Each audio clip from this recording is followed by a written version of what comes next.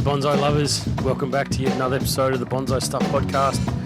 As always, I'm Scott Martin from Bonsai Matsu. I love you all. Thank you for listening in. And in this episode, I want to talk about soil mix.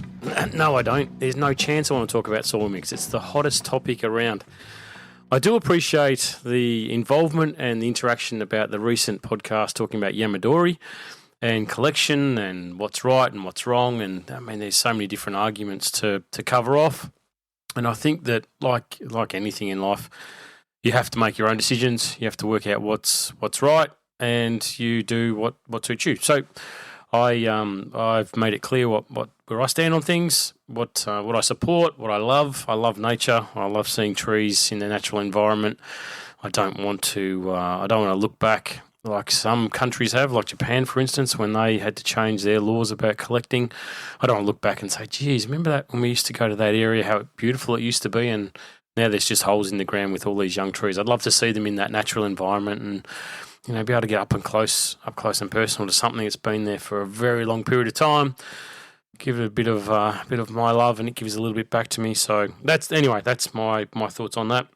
I am very excited at the moment. I am very close to, well, by the time you hear this podcast, I'll be over in New Zealand, over the ditch, getting ready to do some work and some workshops with my friends over there. See them all again down in Christchurch, which I'm really looking forward to. And I just, I really love how small the bonsai world is. You know, when I get a message from you and you're in the Rocky Mountains, or I get a message from you and you're 2 minutes up the road from me, or, you know, you're other side of the world completely to me, I love it. I think that having that connectivity for us all is it's a beautiful thing. And you see interactions online sometimes, and it's fantastic how people try and help each other. And yeah, anyway, so let's have a look at the podcast. What we're going to do today, I'm going to talk about a few things. I don't like negativity, but I'm going to talk about don'ts. Don't worry, it's not going to be a finger rattling, you know, look down my snout at you sort of thing. I'm going to talk about a species where I find there's a lot of confusion. So I'm just going to give a brief overview on Japanese white pines, because now is pine time. I've seen, you know, quite a few come through the workshop. I've had a lot of questions asked directly, face to face, as well as messages being sent to me. So I just want to touch on a few things that I do with my white pines to make it easy for you, because I think they're relatively easy species to work with, as long as you've got the environment for them, of course. If you have the environment, then they're a great tree, because very little gets done on them, in my experience, and that's the way that I approach them. So I want to talk about that, and I want to talk about how you prioritise the limited amount of time that you have to maximise your return. So that's the podcast. Without any further ado, let's not waste any more time yabbering on. Let's get into it.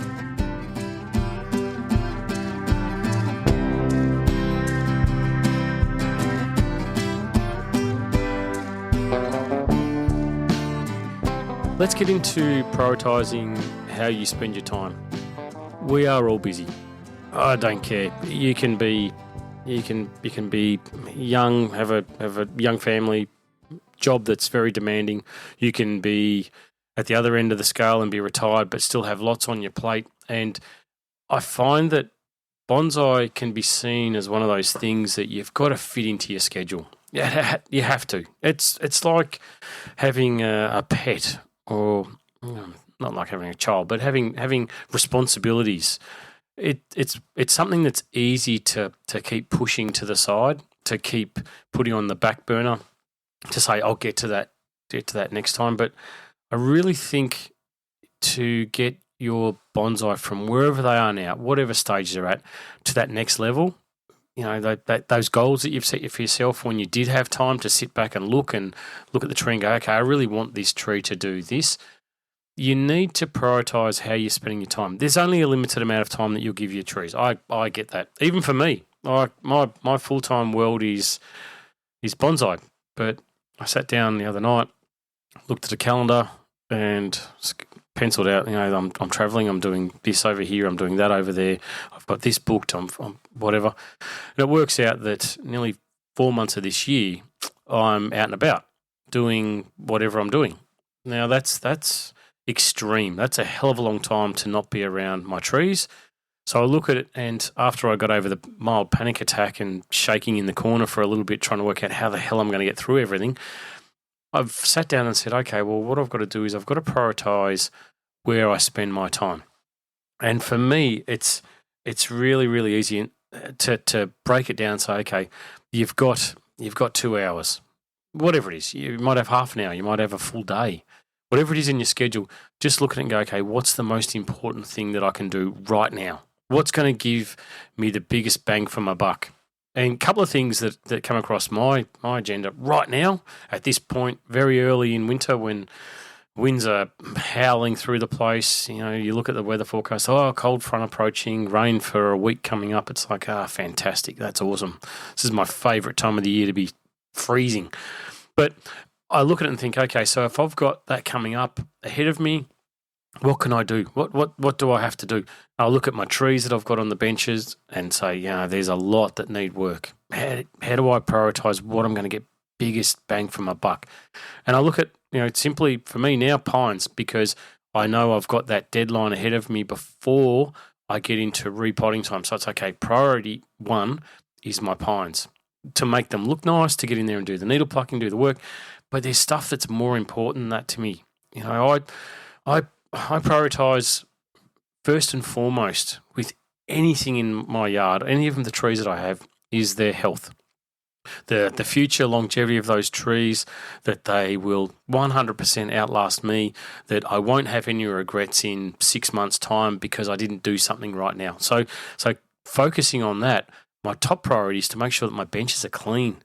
I've got so many trees around the yard that drop leaves, not only bonsai, but garden trees, and, stuff blows in from neighbours' place. It's the same for all of us.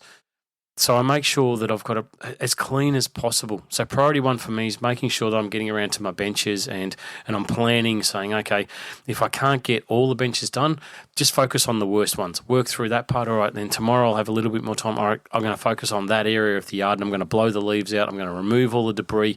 I don't want to leave that and say, okay, yeah, my pines all look fantastic. I've done all the needle plucking. Everything looks beautiful. But now I've got all these insect problems, or I've got fungal issues on trees because leaves that have been affected with, whatever, sooty mold or some kind of fungal issue have blown in, sat on the tree, and they've sat there for 3 months while I've been doing other things to make my trees look pretty, rather than doing the nuts and bolts, doing the basic stuff. And it always comes down to me that it's that basic stuff that can make a big difference. I talk about 1% as the little things that make a massive difference to your trees, and it's that regular routine maintenance that can make a big difference. Something so small like weeding your trees. And this is not a make you feel bad podcast, right? Because I look at my trees and think, geez, I wish I could weed a lot more. I've got weeds everywhere. But when I do it, when I've got, say, okay, you've got an hour or 2 hours, I look at the trees and go, all right, what's my priority? Priority is to do maintenance, to clean up, to make sure that I've got everything clean. All right, so I'm going to focus on this area of the yard. It looks disgraceful at the moment. Get in there with the blower, the rake, clean up the leaves. All right, take the leaves out of the trees, make them look as good as I possibly can. Remove any leaves that are falling off the trees but are hanging on by a thread. Get in there and see if I need to wipe down the benches, clean the benches a little bit. Are the trees needing weeding in that area? All right, so that's part of that maintenance that I do. Doesn't mean that I have everything weed-free 100% of the time, but it means that it's a high priority focus for me to keep doing it. People walk through the yard and they're pleasantly surprised sometimes to see that there are weeds in the trees, and because you cannot keep up with it no matter what you do. I've had poisoning suggestions, and I've had this, and I've had blowtorch suggestions, and I do a lot of stuff around the yard, but it's really hard to maintain that fully and still have a life and still do things. I get it more than anyone. Having family is a commitment. Having friends is a commitment. Having a social life, being human beings is a commitment that takes away your valuable time from your trees. But you've just got to make sure that you're focusing on, when you do have the time, prioritize it. Look at the trees. All right, so we're coming into repotting time. what's your focus going to be? Repotting? Is it going to be wiring and styling trees that maybe can be done at another time of the year? Definitely not. Definitely not, because you've got a window for repotting that you've got to slot into. Like, you have to make time for that. You cannot avoid that. Otherwise, I guarantee you something will go wrong. We get to early spring. I look around the yard and think, oh yeah, the pines could do with a little bit of work, but what's my priority around this time of the year? It's pinching the maples. It's making sure that I can focus on that ramification on the trees that need it, or harnessing the strength of a sacrifice branch by pruning everything that's not a sacrifice branch and shoving resources in that area. So you've got to be, you don't have to know what to do all the time. You don't have to be, the grand master of how to look after your trees. You've just got to look around the yard and say, what's my priority? What am I trying to achieve?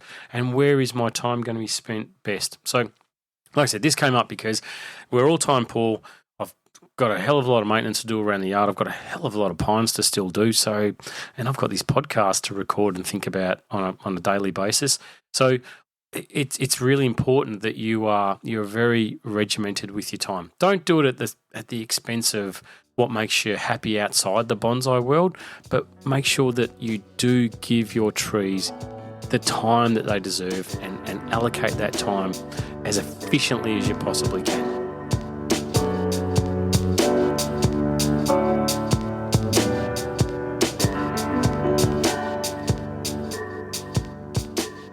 Right, so let's get into, it's not a negative section, but it's the don'ts section of the podcast. And I don't like being negative. I like being positive. That's just who I am. I think that you can find negativity a lot of places, but you won't find it with me. But anyway, I wanted to use this section or this chat just for things that have been going through my head and discussions that I've had in the workshop with people, and I think that these lists of don'ts will make you feel better. That's the intention anyway. So first one I want to start with, because we are neck deep in pine time. You're working on all sorts of pines during this dormant period, the winter period. It's a great time to get in and do the needle plucking and pruning and bud selection and wiring and styling and make them look just fantastic, because this is the best time before they start growing again. You've got to manage the resources that are left over. And anyway, I don't want to talk about pines. I'm going to talk about white pines in a little bit, but for now I want to talk about the don'ts. And the first don't I want to start with is don't worry about needle length. Okay, it's so common that people will worry about, and I guarantee you listening as well, you'll worry about needle length, or you will have worried about it at one point, and questions comes up, can I cut the needles? Oh, I've seen on these pictures where they've cut the needles and the trees look great. Yeah, they do look good. They do look great, but you're looking at them as soon as they've been cut. Come back and look at them in a couple of weeks' time, and you'll find that there's all brown tips all over that tree and it'll look disgraceful. So what looks good for an immediate photo is not a long-term proposition for the tree. Are there? And I've talked about, I'm not going to get into it, but I do think there are times when you can cut the needles on super strong buds that you're trying to turn the volume down a little bit on, just to take a bit of strength out. You can cut those ones, but do you cut all the needles on a pine tree to make it look nice? No chance. You'll weaken it.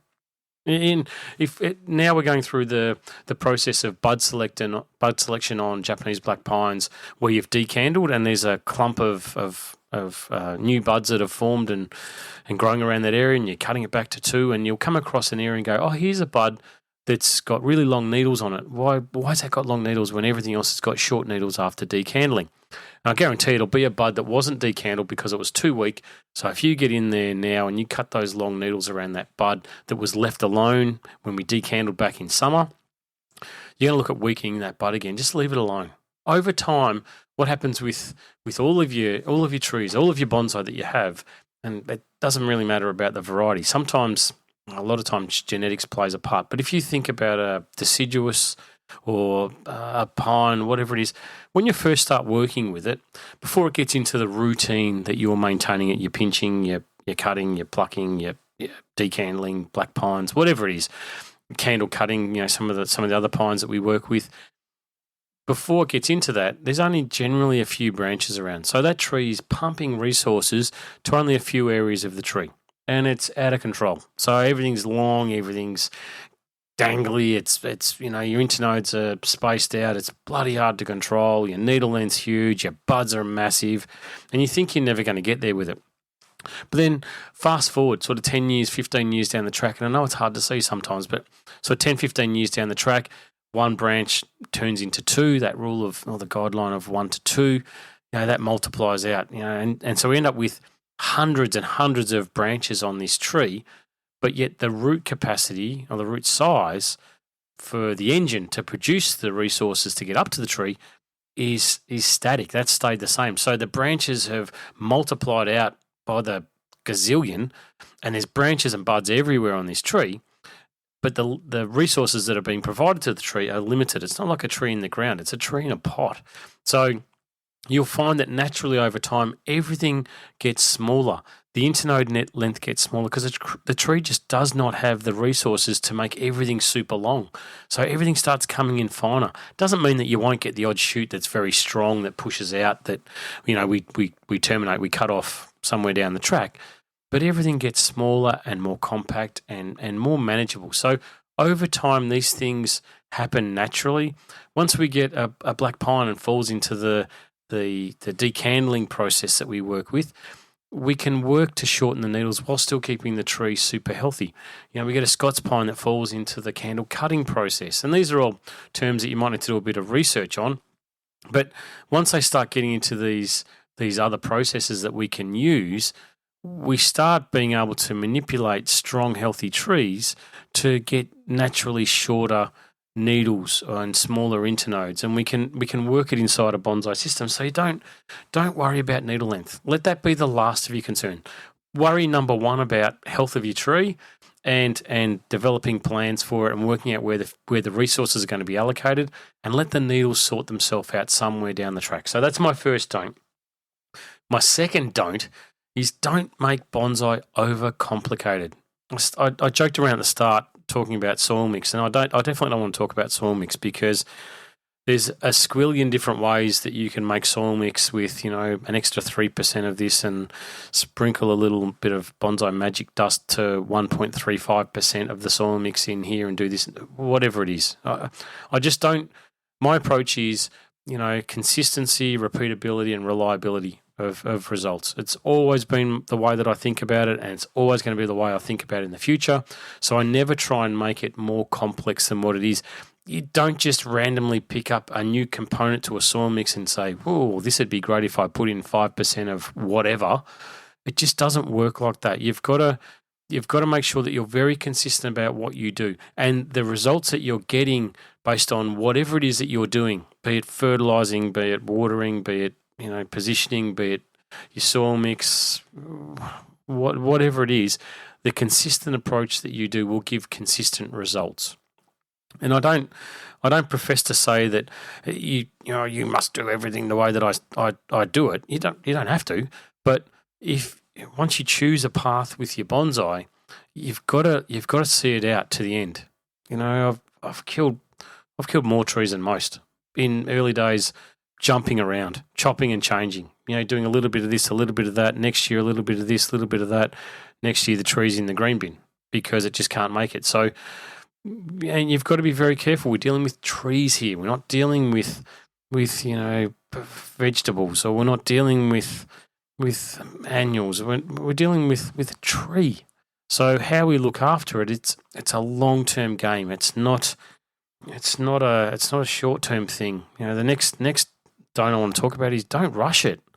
Don't rush your bonsai. Don't think about the end result as being happening right here and now. And if it doesn't, then move it on. This simplicity and having a plan for your tree, it's a repetitive message. If you've listened to me for more than about 3 minutes on anything I've ever talked about, I'm saying the same thing. I'm trying to say it exactly the same way. I'm not overcomplicating it. I'm keeping it as simple approach as I possibly can.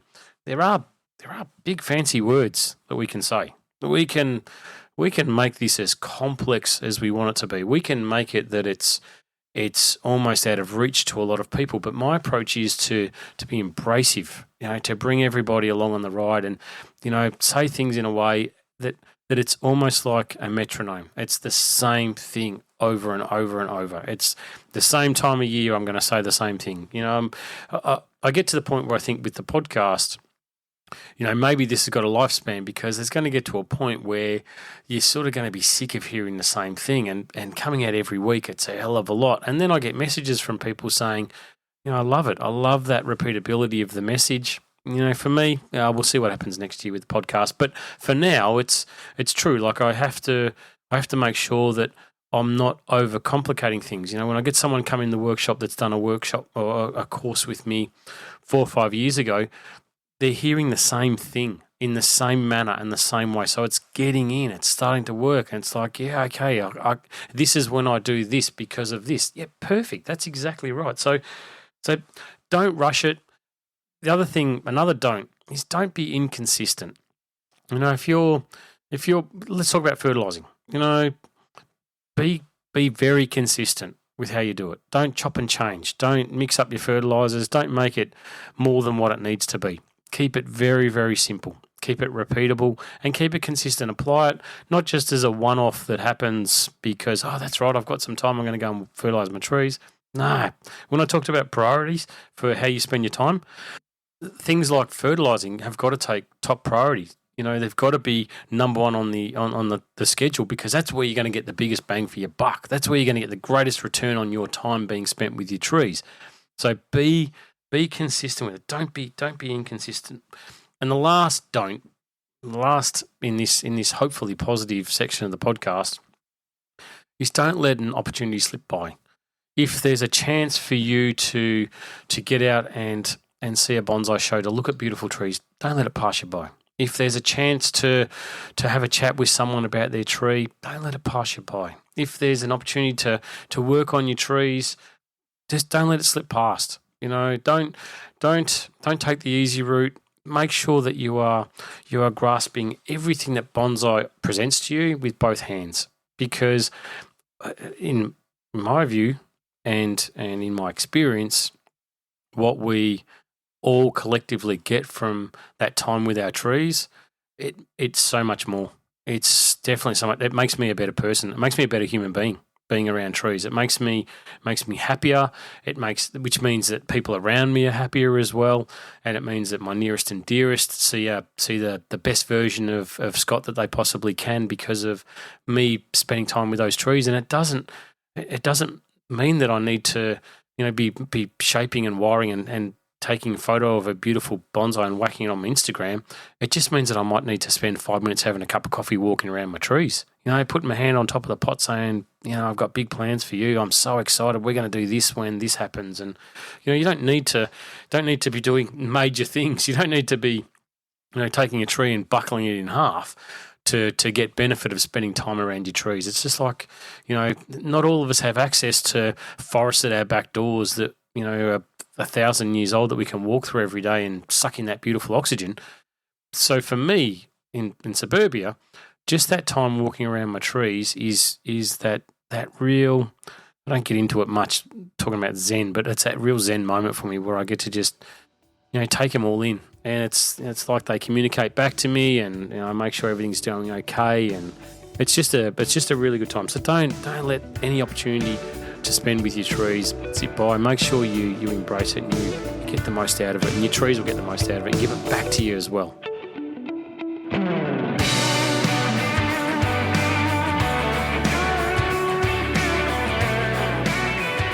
Okay, so put this in the species that mystify people the most. Number one on the list, Japanese white pines, which I understand, but when you get to know them and you don't try and classify them as anything other than a white pine, as you shouldn't for any of your trees, you should never really lump them all into one category, because they're all unique. And even inside that species, there's peculiarities and individual assessments that need to be done. Right, so that's my get out of jail card for you guys. That if you take what I say and you just apply it to all your trees, and some do great and some don't do great, you need to do that health assessment. All right. So before that, let's just talk about Japanese white pines and my approach to them and why I love them. I really, really love them. If you are if you are time poor, we are all time poor. That's part of what these podcasts is about allocation of your time and your resources. Because we are time poor in whatever fashion, I think Japanese white pines are perfect for us in bonsai world, and I'll explain why. All your trees, like let's take an Australian native or a deciduous, whatever, Australian natives grow 24/7. Lots of pruning work, lots of management. Things get out of hand pretty quick. There's thickening, there's cutbacks, there's all the stuff that goes with it. Root systems grow like crazy, so maybe your repotting frequency is a little bit more, and they're just like out of control that they grow so well. Perfect for bonsai, brilliant, should be in everyone's collection. I've said that 1,000,000,000 times. You take something like a maple. Winter comes around, they're quiet. Great, you've got 3 months off. Enjoy the rest, because when spring gets here, they're probably the most demanding tree that you've got in your collection. A Japanese maple, and pinching and maintaining and that coarsening up of growth, to try and keep a delicate fine foliage. You constantly grow, cut. Things get out of control. They get too thick. You've got to remove branches. There's just a hell of a lot to maintaining them. Black pines are great because there's taking out repotting. There's 2 times a year we're looking after them. There's autumn, winter when we're doing our needle plucking, bud selection, wiring, styling, and then you've got decandling is the other time of the year in early summer when you're removing that spring growth if the tree's strong enough and healthy enough. But that's sort of the 2 times of the year that we work on. Fantastic. Junipers are another great one where you overwork them and they suddenly get weaker. So we're looking at maybe 1 to 2 times of the year that they get worked on. Brilliant.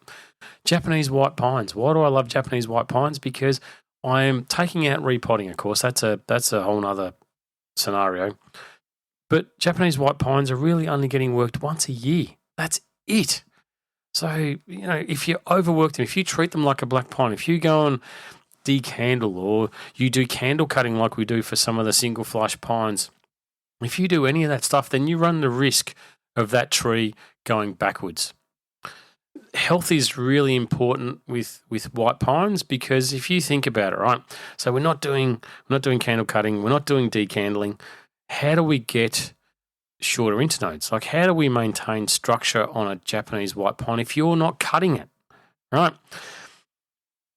It relies on the strength of the tree to force back budding, which they love to do. They love to back bud on younger wood. On older wood, it's, once bark's there with any tree, it's almost impossible. But so you're really relying on health of the tree. But. So the two growing periods we have throughout the year, of course, are spring and autumn. Spring, foliage growth; autumn, strength and health of the tree, right? If you fertilise a mature white pine during the spring period, what happens is that nitrogen goes straight to the needles, and those needles get super long. So this is where having a plan for a Japanese white pine is so important. What are you trying to do? Are you trying to develop branches and get back budding? Then fertilise away, because needle length, as I said earlier, don't worry about needle length on a white pine at that stage. If you're just looking for that growth to come back in, then you're going to be feeding it, because needle length you couldn't give a stuff about. Or if you want budding, then you're fertilising through spring and autumn. But once you get a tree to be that finished, that refined tree, and you're just sort of getting into the maintenance side of things, and you're not wanting to have rampant growth, and you want to concentrate a little more on the needle length. Of course, the genetics of a white pine, there's so many different varieties. I'm not going to get into it, but you do your research. There are so many sub-varieties of white pines, different coloured needles, different length of needles. Some have got a bit of a twist in them. Some are a lot sharper and a lot straighter. Sorry, not sharp, but a lot straighter. Then they're beautiful. All of them are beautiful. Build your tree around the size the needle naturally is. So if it naturally has a longer needle, then make the tree bigger so those needles fit into proportion of the tree, and you're not going to be fighting the tide to make something that it definitely won't be. But come back to fertilising. So once you get your white pine into the refinement stage, for me, I only fertilise my white pines when they're at that stage of their life as a bonsai during the autumn period. And that doesn't mean that at some stage down the track, things are going to change for that tree as it gets a bit longer and I need to encourage more back budding. And so then I'll be forced, or I'll change my fertilising and say, okay, now I'm going to fertilise during the spring period because I want to get some more back budding, or I want to get this, I want to adjust the growth rate of the tree so I can bring my fertilising regime to happen during the spring period as well as the autumn period. But generally, for a white pine, you want to get that push of growth out of the way first. Make sure that the tree's needles have set, that they've matured, and then start fertilising. So it might be that you implement or you commence fertilising for a white pine that's at that pointy end of its life, very late, say very late spring. So you don't do it early spring, and for me in Melbourne, Australia, that might be around November. So I let that spring happen. You'll have to adjust, of course, where you are around the world, but that's sort of the last part of the spring period for us here before we get into summer.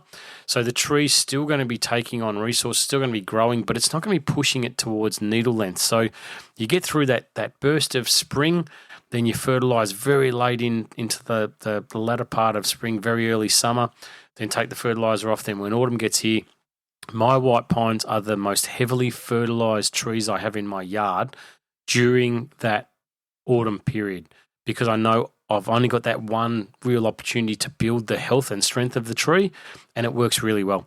For instance, as a ratio, if I'm putting 2 bags on one tree, the white pine might get 4 to 6 for that period, maybe per month. And I'm really pummeling in as much fertilizer as I possibly can, because I know it's not going to go towards needle growth, but it's going to go towards the strength of the tree and those buds that are there, and the growth of buds during that autumn period. So I'm really doing the most I possibly can while still keeping the tree on its path for development. If you decandle these things, we decandle black pines and only black pines. We don't decandle radiatas. We don't decandle Scots pines. We don't decandle mugos. Decandling is the complete removal of the spring growth, right? So we don't completely remove that spring growth on those other trees, because there's not a guaranteed ring of dormant buds around the base of other trees, whereas black pines have it. White pines definitely don't. I saw a tree in the workshop the other day that had been decandled back in summer, and you could look at the tree and go, okay, there's some buds that have been forced to grow by that decandling process. They were nowhere near where the cuts had been made. They were further back on the branches, and the needles looked beautiful and bluey grey. But the older needles, because the needles on pines only last 2-3 years max, they'd already started to go that duller sort of colour of olive green and a bit yellow as well, and they're getting ready to fall off. So the only action we could take is say, okay, these branches that you've decandled, they're all dead. Like the needles are there for now. No back budding has occurred on these things. Come next period of growth with this tree, those needles are going to fall off and those branches are gone. So let's cut those off and let's go back to the buds that are in there. So the decandling process forced back budding in closer on the tree. Didn't solve the problem though. It just created more of a headache than what it was worth. So don't do that. Repotting frequency for white pines is definitely around that 3 to 5 year period. I find that they like to be kept in their pots a lot longer. They love an open mix. And looking at where they grow, high in the mountain areas, they don't like a bucket load of water, but don't not water them. It's really common to read, white pines don't like water, so you're in the heart of summer and it's scorching hot. Don't water these things. That's crap. That's rubbish. I still water my white pines. I still water them very well. I still put them in the category that they need water, but don't let them stay boggy wet. Make sure that the mix that you're using, and like I said, I'm not going to talk about soil mix, but it's got to be an open mix. It's got to be a free-flowing mix. It encourages really strong root growth. Get the best mix you possibly can for your white pines, because they're going to be in that pot for quite a long period of time, and make sure they're nice and stable and well fed during the non-needle growth period, if that's your focus. If you're going for budding growth and you're not worried about needle length, then well fed for both growing periods. But don't decandle. All right. The only time that I work on them really is this autumn-winter period, where I'll bring them in, remove old needles, leave some obviously on the tree as we do with all our pines, but remove a lot of the old needles, clean them up, cut out the excess growth that's come from areas where there's sort of 3 things happening. I want to go back to 2. Look at keeping the smaller size of the buds around the place if that suits your plan. Look at where they've sort of elongated too much and they've kept pushing further and further away. Look for a bud that's in closer on those longer branches. Terminate that branch back to that shorter bud that's there and restart that development. The whole bud conveyor message applies loud and proud for white pines. We are relying heavily on those inner buds that form to be able to keep and maintain structure on your white pine. And it's possible. You don't have to constantly redesign or rebuild your white pines. They naturally want to push these buds on younger wood in closer on these branches, especially when they're wired to get lots of sunlight in there and lots of air. The buds will pop out naturally by themselves. So it's not that they're just going to be these big scraggly things. When they're not maintained properly, when the stars don't align for lots of sunlight, lots of airflow, good watering, good soil, good fertilising at the right time of the year, being opened up. When that stuff doesn't happen, you'll find that you'll end up with these really long spaghetti branches on trees. But when they're maintained properly, there's that reduction of length and a compaction of pads, and they're just a perfect tree. But don't treat them like any other pine. Don't disrespect the tree. Do your research on it. Look for people that have got really nice pines in your area and have a chat to how they maintain them, and long term, not just short term white pine owners. You need people that have had these things for quite a long period of time and see how they manage them and maintain them, and learn from them. Learn their systems. And my way's never the only way to do things.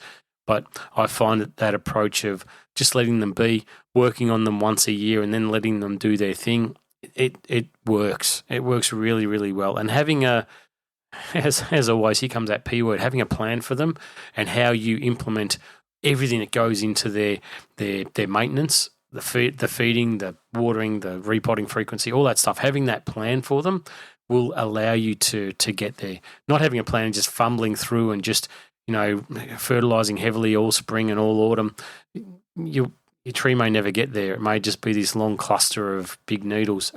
Genetically, it may just be the way that tree is.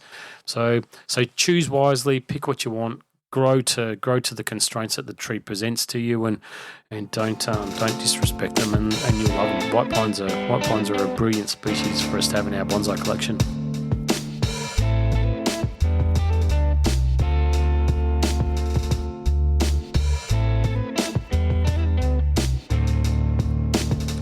Just like that, tree lovers, we are done for another episode of the Bonsai Stuff podcast. Appreciate you tuning in. Appreciate you listening. Hopefully there was a little bit in there to provide a bit of a spark to you and get you out in front of your trees and give them a cuddle and see what they need. And I don't care if you've got one or if you've got a million. Just treat them all the same way, and because they're all going to have different requirements at different times of the year, and it's you prioritising and putting your heart into it that'll make a massive difference. Not just for your trees, like I said, for you also. It'll make you feel a lot better. It's nothing better than after a stressful day, period, whatever it is, just going out, taking a deep breath around your trees, not looking at the work thinking, God almighty, how am I going to fit this in? Just look at the tree and appreciate it for what it is. Take it in, make it part of your soul, give it a cuddle and make sure it's all right, and give yourself a cuddle as well, because life's great when we've got bonsai involved. Anyway, thanks for listening in. More to come. I'm looking forward to seeing you if you're in the land of the Kiwis, the long white cloud. I'll be there soon. Thanks for tuning in. Scott Martin, Bonsai Matsu, and until next time, happy bonsai.